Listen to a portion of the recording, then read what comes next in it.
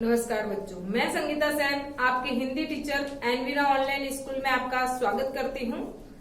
पहले आपने पढ़ा था कक्षा 4 का पाठ 3 काश हम बड़े होते। उस पाठ के भाग 1 और 2 में आपने पाठ पढ़ा और भाग 3 में कुछ शब्दार्थ और प्रश्न उत्तर किए। आज है उसका भाग 4, जो उसके आगे जो प्रश्नों के उत्तर हैं वो हम भाग 4 में करेंगे। देखते हैं।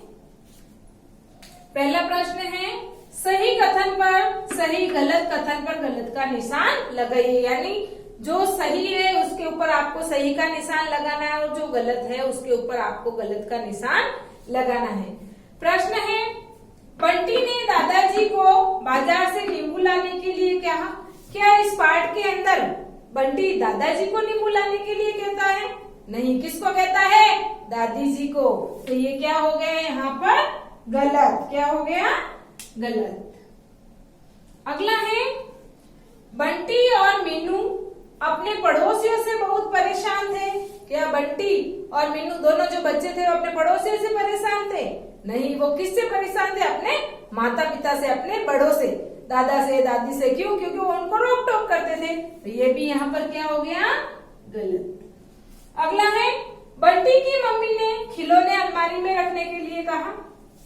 सही है ये, क्योंकि बंटी की मम्मी उसको कहती है कि खिलौने अलमारी में रखो। ये हो गया सही।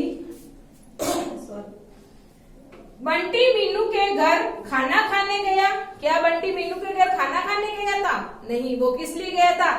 खेलने के लिए। तो ये यहाँ पर क्या हो गया? गलत। अगला है, मीनू की मम्मी ने खीर बनाई। क्या मीनू की मम्मी ने खीर बनाई थी या बंटी की मम्मी ने? किसने बनाई थी? मीनू की मम्मी ने। मीनू की मम्मी उसे कहती है ना, तुम अपना होमवर्क पूरा कर लो, मैं तुम्हारे लिए क्या बनाती हूँ? मनपसंद खीर बनाती हूँ। तो ये यहाँ पर बिल्कुल सही है। ये हो गया आपने सही गलत वाला प्रश्न पूरा। आगे है पर्यायवाची शब्द। पर्यायवाची शब्द होते क्या है? पर्यायवाची शब्द कहते किसे? जो शब्दों के क्या अर्थ समान अर्थ प्रकट करता है, यानी उसका कोई अलग अर्थ नहीं निकलता, उसके एक समान अर्थ प्रकट करने वाले शब्द को क्या कहते हैं? हम पर्यायवाची शब्द। यानी कहने का अर्थ है उन शब्दों को और किन किन नामों से अपन पुकार सकते हैं। लेते हैं। पहला है भगवान। भगवान के पर्यायवाची, पहला तो प्रभु, ईश्वर, ये हो गए भगवान के पर्यायवाची। अगला है विश्वास। विश्वास के पर्यायवाची होंगे आस्था और श्रद्धा। ये हो गए विश्वास के पर्यायवाची। अगला है मुक्ति। मुक्ति के पर्यायवाची होंगे यहाँ निर्वाण और दूसरा है यहाँ पर मोक्ष। ये हो गए मुक्ति के पर्यायवाची। अगला शब्द है सूरज। सूरज के पर्यायवाची लिखेंगे अपन रवि और दिनकर। ये हो गए सूरज के पर्यायवाची। अगला है मेहमान। मेहमान के पर्यायवाची क्या होंगे? पहला तो आप सबको पता, अपन मेहमान को अतिथि भी कहते हैं। और आगंतुक। क्या होगा? आगंतुक यानी आने वाला, जो हमारे घर पर आया है।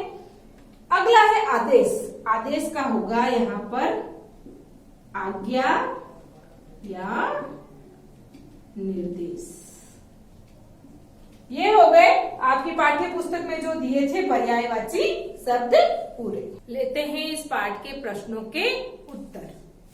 पहला प्रश्न है, बंटी किसके घर गया और क्यों? बंटी किसके घर गया था और क्यों?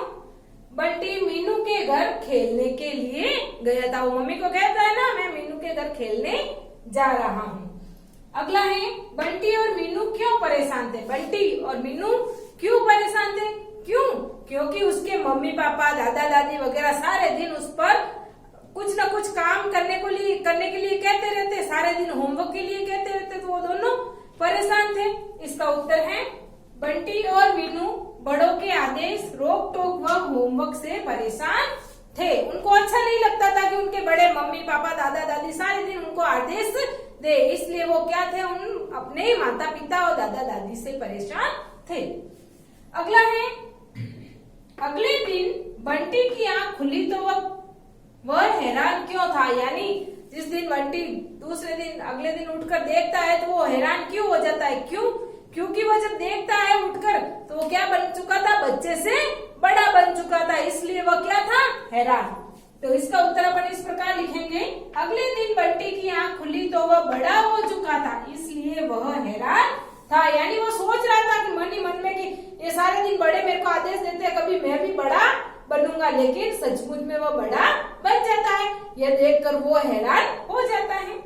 अगला है, बड़े होने पर बंटी और मीनू को क्या क्या परेशानियां हुई, यानी जब वो बड़े हो गए तो उनको किन किन परेशानियों का सामना करना पड़ा। वैसे तो बहुत सारी परेशानियां उनके सामने आई, जैसे बच्चों को संभालना, जैसे उसके मम्मी पापा दादा दादी थे वो सारे क्या बन गए थे, बच्चे बन गए थे, उन बच्चों को संभालना, खाना बनाना, काम पर जाना, सब्जी लाना, यानी पूरी जिम्मेदारियां उनके ऊपर आ गई थी। फिर भी यहाँ पर दो एक उदाहरण है, बड़े होने पर उनके ऊपर जिम्मेदारियां बढ़ गई, जैसे मीनू को खाना बनाना और बंटी को काम व सब्जी लाना आदि परेशानियां हुई।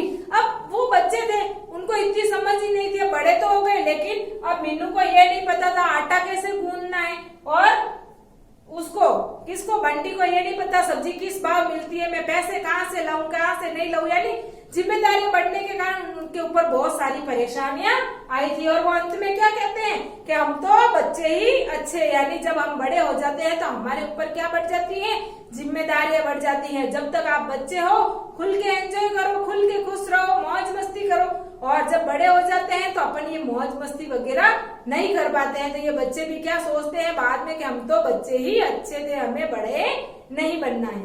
ये हो गया अपने कक्षा 4 का पाठ 3 काश हम बड़े होते पूरा। धन्यवाद।